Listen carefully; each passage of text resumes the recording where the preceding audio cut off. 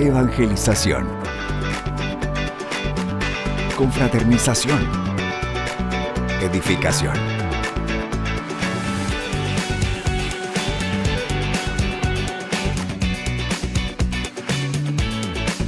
Únete a los que cambian el mundo, una persona a la vez, en La Guía Juvenil. Que el Señor les bendiga, hermanos líderes y hermanas lideresas de Misión Cristiana de Lin. Es un gusto poder acompañarles una vez más en este espacio donde podemos preparar cada punto y cada tema de la Guía Juvenil. En esta oportunidad nos acompaña el pastor Gabriel Mejía, pastor de Misión Cristiana de Lin, Distrito 6. Dios bendiga, hermano. Un gusto, Israel, y nuevamente un saludo para quienes nos sintonizan. Y esperamos pues que sea de mucho apoyo los puntos de vista que hoy vamos a desarrollar para que ustedes los puedan considerar. El tema que vamos a estudiar esta semana es llanto y alegría. La anterior semana vimos cómo se había dado la construcción del altar y ahora inicia la tarea de recolectar materiales para la construcción del templo de Jerusalén. Aquí, pastor, quiero hacer una pregunta en esta sección para comenzar. ¿Cuál fue la motivación principal detrás de la decisión de reconstruir el templo de Jerusalén? Bueno, la decisión principal, recordemos nosotros que Israel viene de un periodo de cautividad. Israel viene de un periodo de castigo. Israel viene de un periodo donde ellos se han puesto en retrospectiva y han hecho un análisis de lo que ellos realmente han pasado. Es un pueblo que hoy vemos que pasado un año aproximadamente quieren construir ya el templo. Pero la pregunta sería, y es hasta como para retroalimentar, Sí. ¿por qué pensar en el templo y no en las murallas? Porque hoy Israel ya había aprendido que el que defiende es Dios, el que cuida es Dios, el que ayuda es Dios, el que liberta es Dios. Por eso vemos hoy a un Israel, por así decirlo, renovado. Ya es un Israel renovado que lleva el enfoque y dice, ya no es un asunto político, ya no es un asunto de guerra. Hoy lo que nos interesa es la presencia de Dios. Por eso vemos a un Israel construyendo el altar y hoy vemos a un Israel tratando de reconstruir un templo, porque su idea ya no es política, social. Hoy su idea primordial es espiritual. Construyamos el templo. Ya tenemos el referente que es el altar. Hoy construyamos el templo. El ámbito espiritual es muy importante porque Israel había aprendido la lección. Nosotros debemos de poner un énfasis en eso. Debemos de reconocer, como jóvenes en muchas ocasiones somos impetuosos, somos fuertes y creo yo que nuestro punto es ese, la fuerza, ¿verdad? Pero Israel dijo, ya aprendimos. Por eso es que hoy vamos al ámbito espiritual. Depender completamente de Dios y no de una muralla y no de un ejército. Depender completamente de Dios. Creería yo que por ahí va la respuesta a tu pregunta, porque las convicciones para ellos son, ¿vamos a tardar en construir el templo? Sí, pero comencemos. Sin duda, el periodo del exilio jugó un papel muy importante donde reformó la espiritualidad del pueblo de Dios. Y en esta oportunidad, pastor, vamos a leer la Biblia para fundamentarnos en ese tema. Y la lectura bíblica se encuentra en el libro de Esdras, capítulo 3, versículo del 8 al 13. ¿Nos podría ayudar con la...? Con mucho gusto. Dice la porción de la siguiente manera. En el año segundo de su venida a la casa de Dios en Jerusalén, en el mes segundo comenzaron Zorobabel, hijo de Salatiel, Jesúa, que es el mismo José, hijo de Josadat, y los otros hermanos, los sacerdotes y los levitas, y todos los que habían venido de la cautividad a Jerusalén, y pusieron a los levitas de 20 años arriba para que activasen la obra de la casa de Jehová. Jesúa también, sus hijos y sus hermanos, Cadmiel y sus hijos, hijos de Judá, como un solo hombre, asistían para activar a los que hacían la obra en la casa de Dios, junto con los hijos de Henadad, sus hijos y sus hermanos levitas. Y cuando los albañiles del templo de Jehová echaban los cimientos, pusieron a los sacerdotes vestidos de sus ropas y con trompetas, y los levitas, hijos de Asaf, con címbalos, para que alabasen a Jehová según la ordenanza de David, rey de Israel. Y cantaban alabando y dando gracias a Jehová, diciendo: porque Él es bueno, porque para siempre es su misericordia sobre Israel. Y todo el pueblo aclamaba con gran júbilo, alabando a Jehová, porque se echaban los cimientos de la casa de Jehová.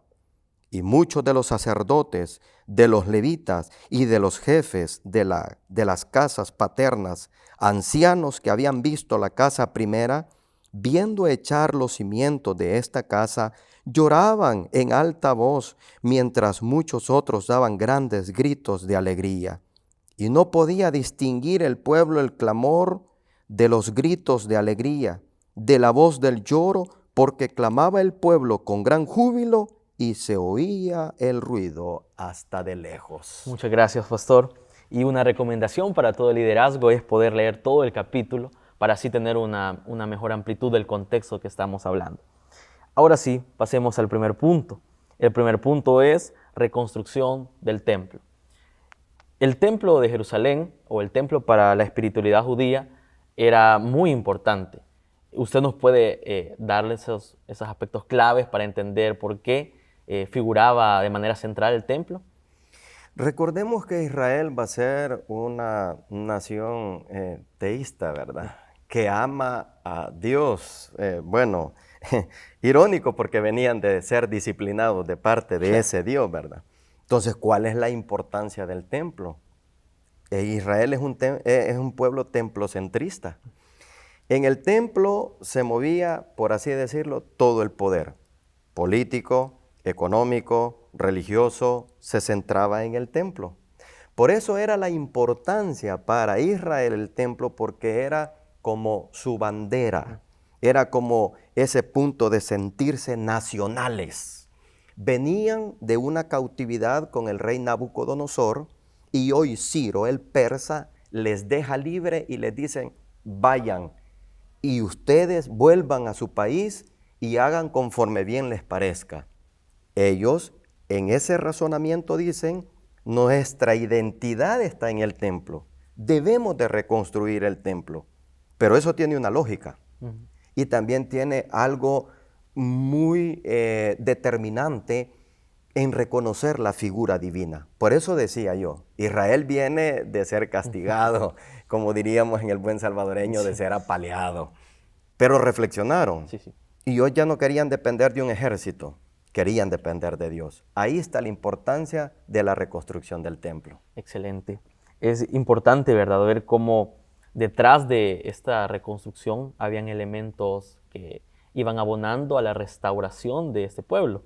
Y por eso, ¿cuáles fueron los elementos claves que consideraron prioritarios a la hora de reflexionar sobre el inicio de la reconstrucción del templo?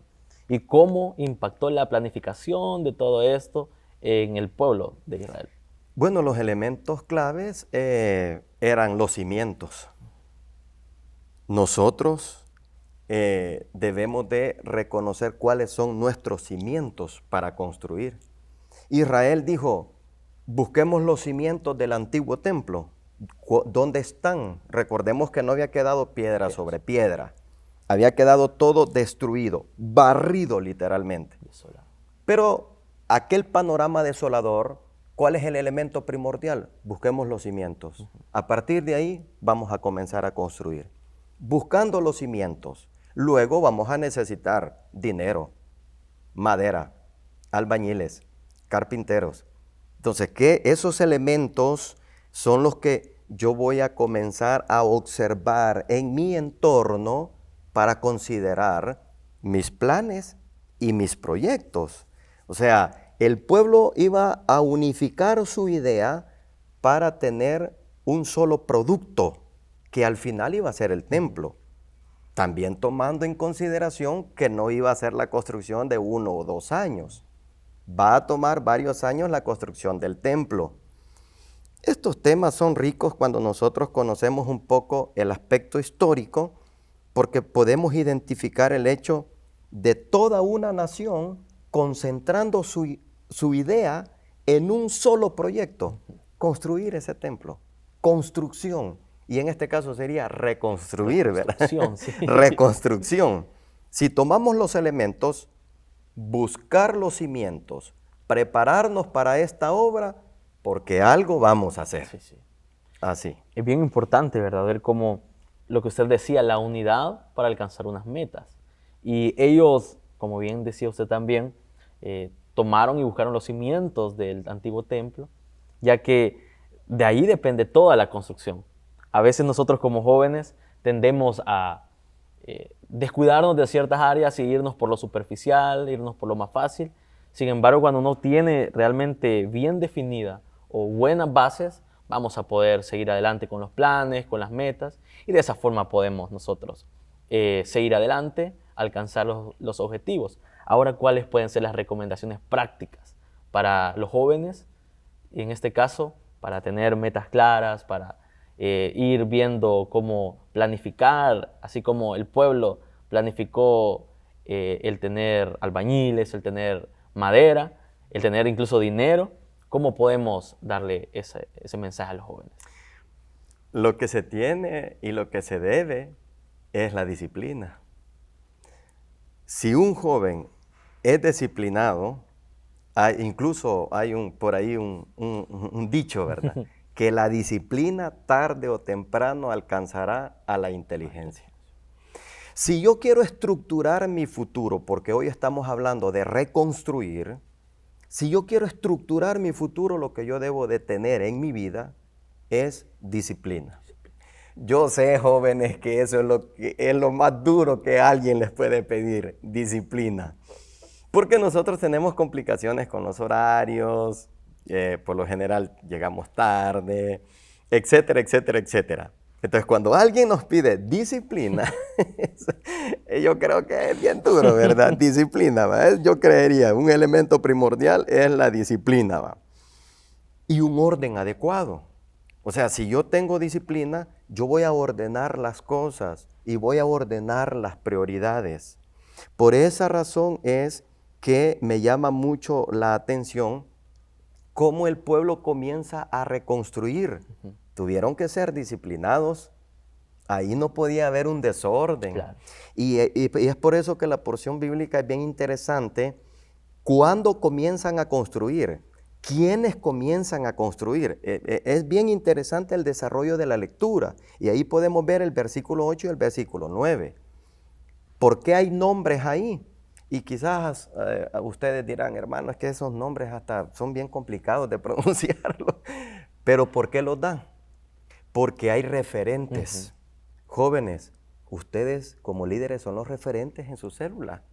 Por eso es que en un determinado momento, así como estos nombres aparecen aquí, así también pueden aparecer en un futuro quién fue el líder de esa célula. Correcto. Y esas bases se van a sentar desde esa perspectiva. La disciplina, la dedicación, el ordenamiento que yo tenga para poder llevar los planes que son para futuro, no para hoy, son para futuro. Recordémonos los 3 tipos de metas, los cortos, medianos y largos. 3 tipos de metas que nosotros debemos de identificar para que no nos ahoguemos también, ¿verdad?, construyendo castillos en el aire. Correcto. Sino que ser con los pies en la tierra y con la vista al frente y con la vista para arriba. Correcto. La vista para arriba para recibir la ayuda de Dios, la vista al frente para ver dónde quiero llegar y con los pies en la tierra para ver con lo que yo cuento. Excelente, muchas gracias, pastor. El segundo punto va bien enlazado al anterior y es retomando las asignaciones. Vemos cómo Israel estaba ya en ese sentido de la restauración del templo, pero eso no solo conllevaba construir un templo, sino, como usted bien lo decía, la restauración espiritual, es decir, la espiritualidad de Israel estaba siendo renovada en ese momento. Y es bien interesante cómo ellos empiezan allá a retomar las asignaciones. Y lo que es la disciplina y el ordenamiento de las fases fue bien trascendental aquí, porque dice el texto que ponían a levitas a supervisar a los albañiles. Es importante ver cómo en esta sociedad, que es muy antigua a nosotros, ya existía ese tipo de organización. Aquí viene un punto, pastor, cómo se enlazaba esa necesidad de restauración espiritual con ese orden a la hora de construir el templo. Esa pregunta es bien importante, Israel, lo que tú estás haciendo, porque detrás de esa pregunta hay una cosmovisión histórica. Este pueblo de Israel, nosotros tenemos que aprender mucho de él. Sí. Porque Israel no va a separar la vida natural con la vida espiritual. Y ese es el error que nosotros cometemos. O sea, trabajo es trabajo y la iglesia es la iglesia. No. Tú en tu trabajo eres cristiano y en la iglesia también. Sí, claro, claro. El problema es que algunos son en la iglesia cristianos y en el trabajo no, ¿verdad? Entonces Israel, ¿qué era lo que hacía? Unificaba. Porque para ellos nunca tuvieron un Dios apartado y separado, ¿no?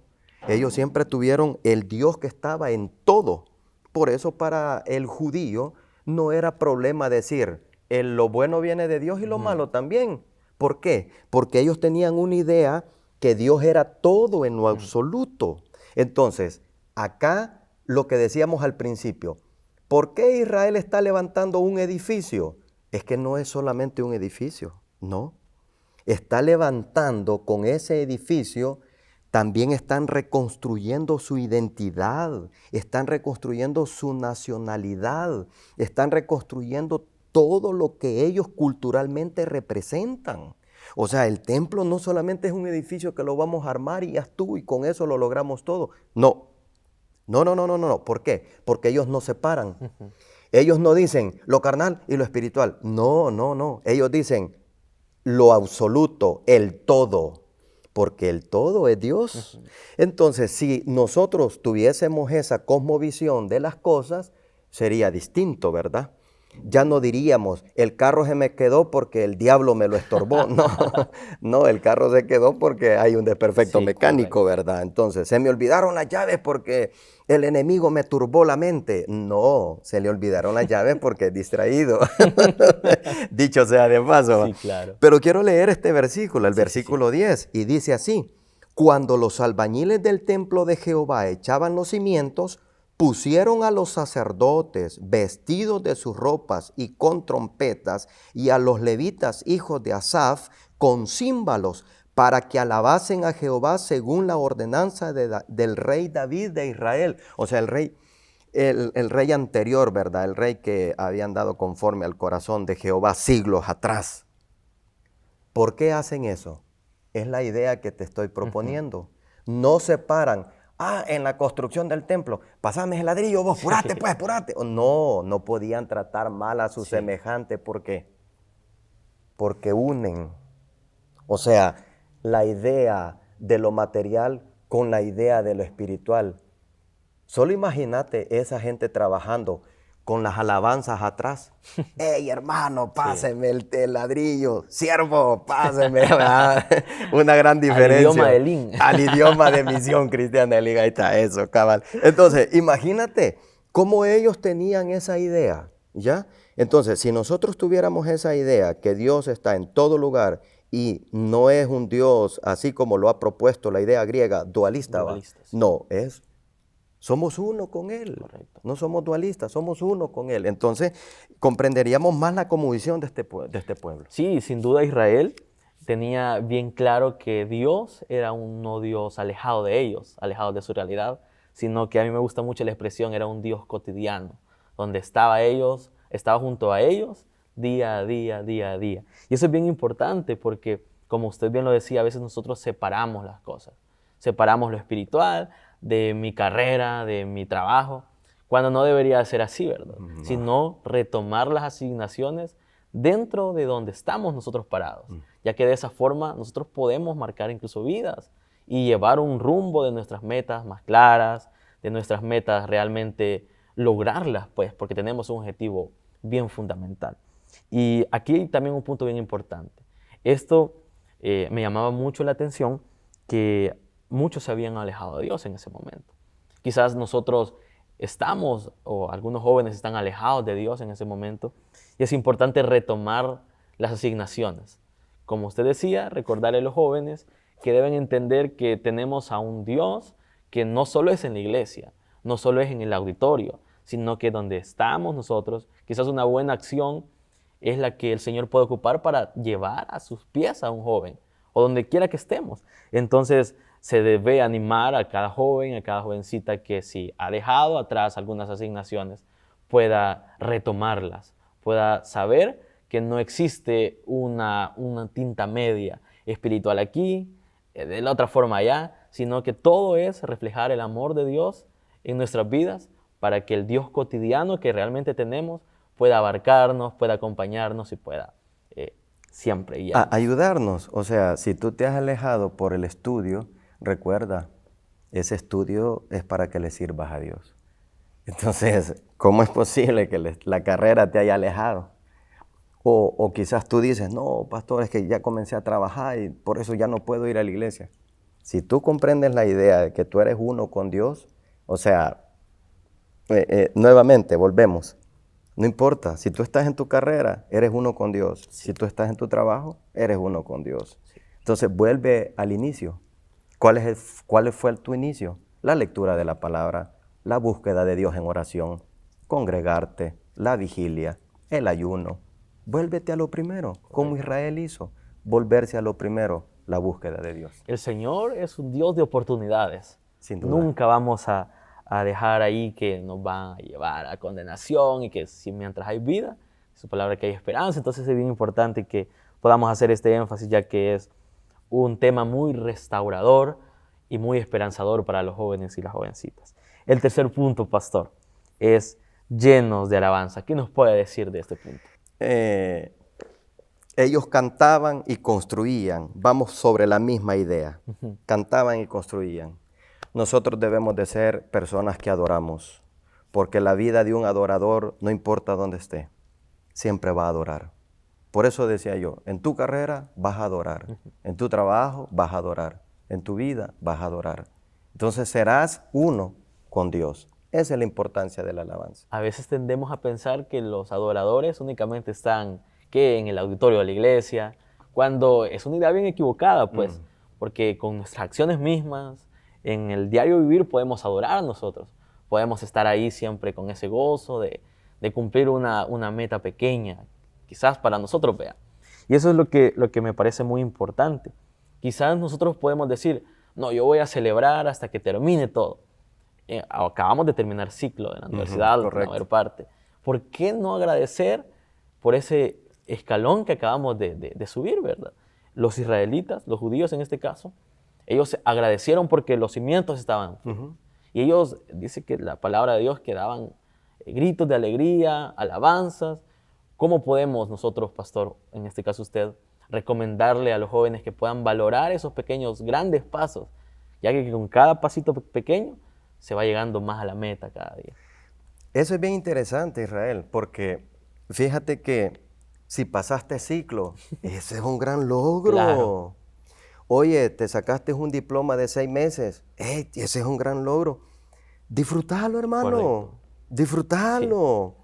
Muchos estamos esperando tener el gran título y pegarlo en una pared y decir, hoy sí soy licenciado y alcancé algo grande, hoy sí vale la pena.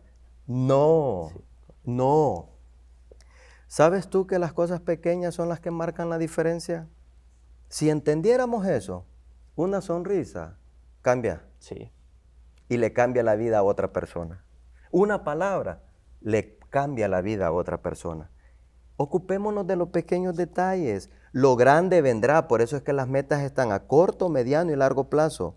Una carrera es un objetivo a largo plazo. Pero ¿cuál es a corto plazo? Viviré para Dios durante la carrera. Correcto.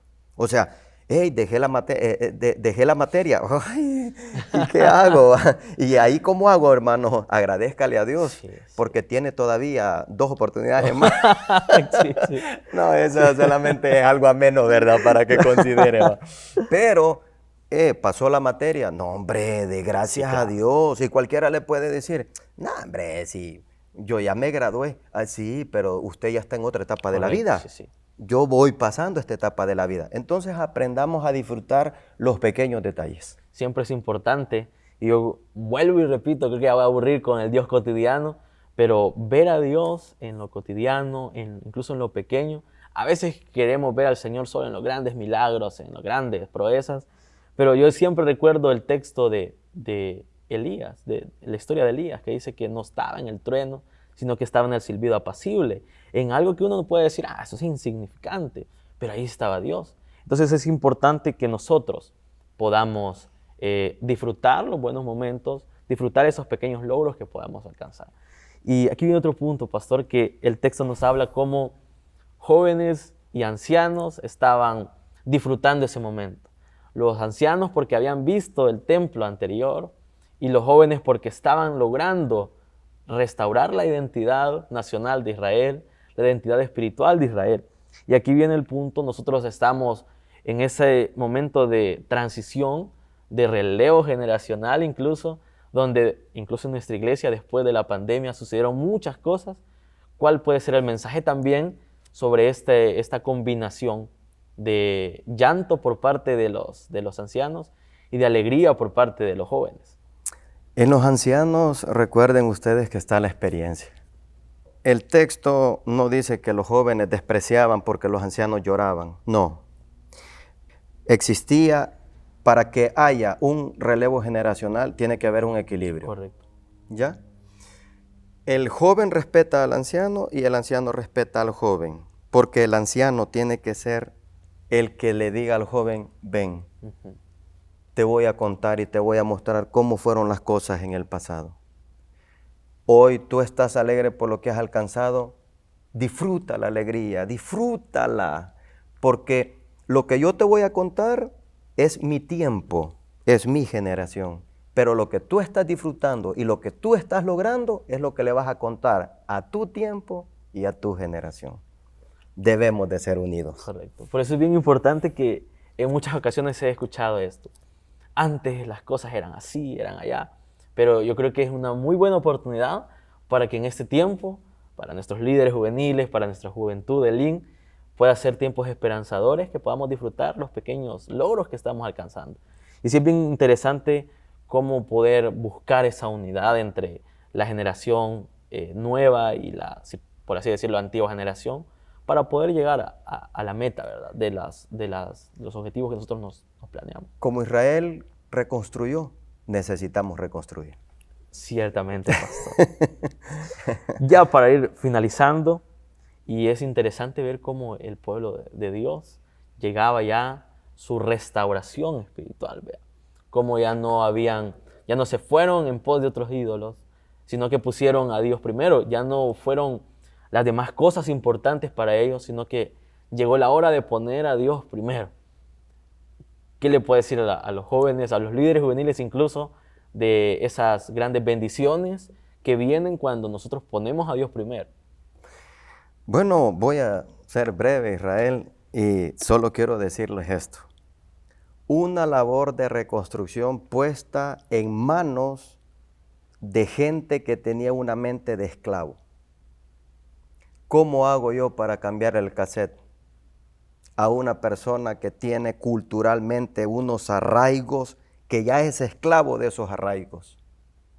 Tu papá no estudió, tú no vas a estudiar. Tu papá fue ebrio, tú vas a ser ebrio. En tu familia solo hay vagos, tú quizás vas a ser vago también. ¿Cómo le rompo el esquema a la gente? Con la palabra. Siempre entender que en Jesús tenemos esperanza de cambio. Y es por Correcto. eso que esta lección nos da mucha esperanza, porque podemos cambiar el rumbo de las cosas. Si estaba ya algo ahí alejadito del Señor, esta puede ser la oportunidad de decir a los jóvenes que tenemos esperanza en el Señor y que solo en Jesús podemos nosotros realmente encontrar ese cambio de dirección, ¿vea? Así como ellos. Y una de las más importancias de esta lección es que cómo el Señor acompañó a este pueblo, porque entendieron que Él es el que pelea por ellos, el que los sostiene y el que también les manda todas las bendiciones, ¿verdad? Entonces, En ese sentido, Israel, yo vuelvo y les digo a los jóvenes, recuperen su propia identidad. sí. Su propia identidad no es que van a ser ebrios, fracasados, no. Dios dice, yo tengo planes con ustedes y los planes que tengo son de bien y no de mal. Si ustedes crecieron o están creciendo en un hogar desintegrado, no significa que ustedes van a tener un hogar desintegrado. Si ustedes están creciendo en la pobreza, no significa que ustedes van a ser pobres. Si ustedes están creciendo en el dolor, en la tristeza, no significa que ustedes han nacido para ser gente de dolor y gente de tristeza. No, jóvenes, ustedes valen mucho. Su identidad, háganla conforme a la palabra del Señor. Y la palabra dice que tú vales la sangre de Jesucristo. Oye, Israel estaba recuperando su identidad. Ellos traían una mente de esclavos, pero de repente les cambiaron el cassette. Yo lo que quiero es que tú cambies tu forma de pensar. Tú no eres un fracasado. Tú eres un especial tesoro para Dios. Israel, nosotros somos un especial tesoro para Dios. Sin duda alguna, tú tienes un gran futuro por delante. Comienza hoy, definitivamente. Líder, tus jóvenes te necesitan. Cámbiales el cassette. Ellos quizás llegan como fracasados a la reunión porque creen que el mundo se les ha venido encima. Cámbiales el cassette y diles tú, hay un Dios que todo lo puede. Y si Él lo puede y Él está conmigo, yo también lo puedo. Adelante, jóvenes. Así como ese pueblo de Dios que tuvo una nueva oportunidad de restauración, una nueva oportunidad de reconstruir el templo de Jerusalén, de reconstruir su espiritualidad, todos nosotros tenemos una nueva oportunidad en el Señor para que podamos siempre cambiar la dirección de nuestra vida. Muchas gracias, pastor, por acompañarnos en este espacio de la Guía Juvenil. Dios les bendiga, hermanos líderes y hermanas lideresas, y adelante vamos a seguir trabajando por el reino de Dios para que el Señor se manifieste en cada célula, en cada barrio, en cada cantón y en cada zona donde ustedes van a predicar el Evangelio. Dios les bendiga.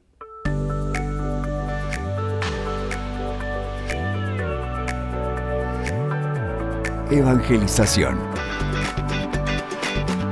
confraternización, edificación.